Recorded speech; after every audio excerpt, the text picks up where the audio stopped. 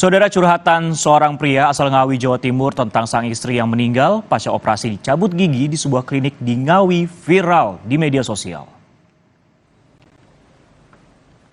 Curhatan Davin Ahmad Sofyan yang berharap keadilan atas meninggalnya sang istri, Nira Pranita Asih, viral di media sosial.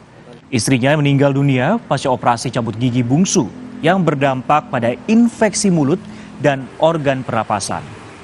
Sebelumnya, upaya mengatasi infeksi telah coba dilakukan melalui operasi. Namun belakangan, kondisi sang istri menurun dan akhirnya meninggal dunia.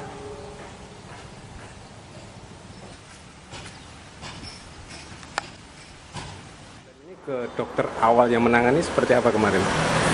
Waktu kemarin saya mencoba untuk konsultasi oleh dokter gigi tersebut itu bahwasanya kalau dia sudah melakukan sesuai SOP-nya, dia tidak ingin bertanggung jawab atas segala apa yang terjadi oleh istri saya.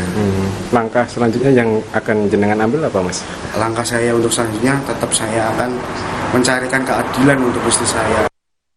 Memang secara kronologis kami masih butuh beberapa informasi